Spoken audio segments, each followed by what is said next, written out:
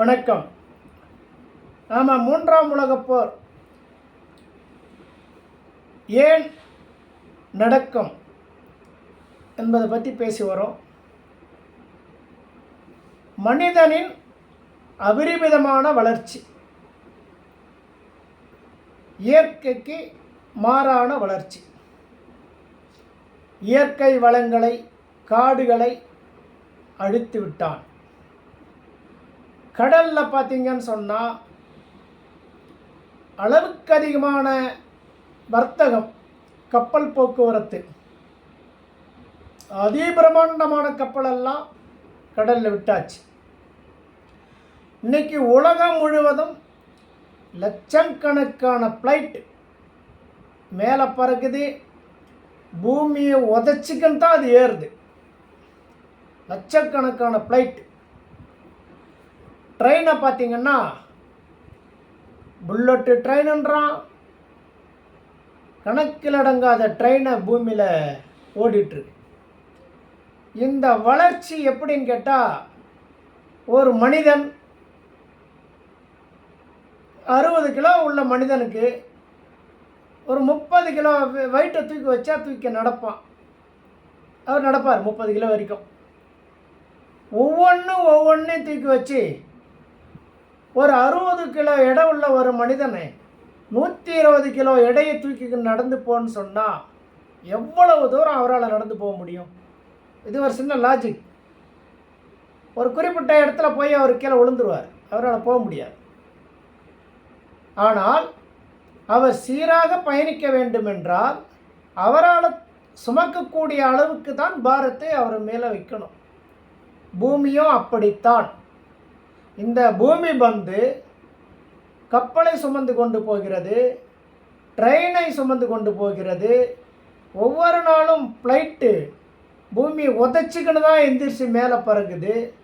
இப்படி இன்னும் பல சொல்லிகிட்டே போகலாம்.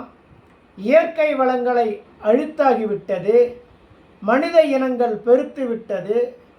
பெருத்தாலும் பரவாயில்லை, அவர்கள் யாரும் தெளிவான முறையில், இயற்கையான முறையில் வாழ்க்கையை அமைத்து கொள்ளவில்லை. மாறாக அனைத்து அநீதியும் செய்கின்ற வகையில் தான் இவர்களுடைய வாழ்வாதாரம் அமைஞ்சிருக்கு.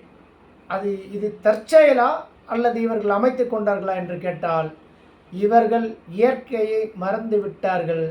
செயற்கை உணவு கூட செயற்கையாக மாறிவிட்டார்கள். பொதுவாக நம்ம ஆட்சியாளரை குறை சொல்லிட்டு போயிடுவோம். மக்களுக்கு பங்கு இல்லை அப்படின்ற மாதிரி போயிடும். அப்படி இல்லை, மக்களுக்கும் இதில் பங்கு இருக்குது.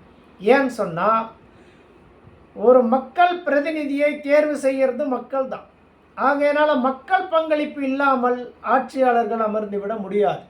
அது ஜனநாயக முறை ஆட்சியானாலும் சரி, சர்வதிகார ஆட்சியானாலும் சரி. இந்த பூமி வந்து பார்த்திங்கன்னு சொன்னால், இந்த மனித சமூகம், பொது உடைமை சமூகம், தாய் வழி சமூகம்,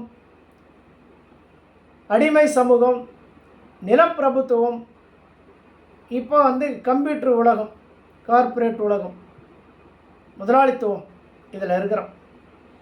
இப்போ இந்த பரிணாம வளர்ச்சி பொது உடைமை சமூகத்தை நோக்கி தான் போகுது. பழையபடி ஆரம்ப இடத்துக்கே தான் போகுது, பொது உடைமை சமூகத்துக்கு தான் போகும். இப்போ திடீர்னு போயிடுமா?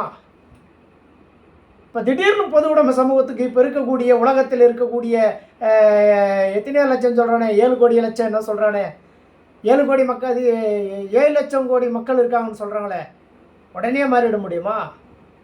மாறாது. மாற்றம் என்பதே மாறாதது என்று மார்க்ஸ் அவருக்கு முன்னாடி சொல்லியிருக்காங்க. நாம் அறியப்பட்டது கார்ல் மார்க்ஸ். இப்போ இது மாறுவதற்கு இதை தான் சொல்லுகிறோம். எப்படி இது மாறும்? முதலாளித்துவம் பொது உடைமை சமூகமாக மாறுவது என்பதில் மாற்றம் கிடையாது. ஆனால் எப்படி மாறும்? இப்போவே நமக்கு தெரியுதே, உக்ரைனுக்கும் ரஷ்யாவுக்கும் பிரச்சனை, இப்போ பாலஸ்தீனுக்கும் இஸ்ரேலுக்கும் பிரச்சனை. இப்படியே ஒரு நாட்டோட இன்னொரு நாடை சொல்லிகிட்டே போகலாம். யாரும் ஒற்றுமையாக இல்லை. எதிரில் பேசுறது வேற, நடக்கிறது வேற. இன்றைக்கி எல்லா நாடுமே வந்து பார்த்திங்கன்னா அணு ஆயுதத்தை வச்சுருக்காங்க. இப்போ சண்டை வந்துடுச்சுன்னு வச்சுக்கோங்க, 3ஆம் உலகப் போர் உருவாயிடுச்சுன்னு வச்சுக்கோங்க, அவர் வச்சுக்கிற அணுகுண்டெல்லாம் மற்ற நாடு மேலே விழியும், மற்ற நாடு வச்சுக்கிற அணுகுண்டு மேலெலாம் இப்போ எல்லா நாட்டு மேலேயும் அணுகுண்டு விழக்கூடிய சூழ்நிலை அந்தந்த நாடு உருவாக்கி வச்சுருக்காங்க. இன்றைக்கி இப்படி ஒரு போர் நடந்து விட்டால் இந்த உலகம் பெரிய அளவில் அழிவை சந்திக்கும். சிறிய எண்ணிக்கையில் மனித இனம் இருந்தாலே பெரிய அதிசயம். அப்படி சிறிய எண்ணிக்கையில் இருந்தால் அதுதான் பொது உடைமை சமூகமாக மீண்டும் மாறும். அதுதான் மீண்டும் மனித சமூகத்தை வளர்த்தெடுத்து வரும்.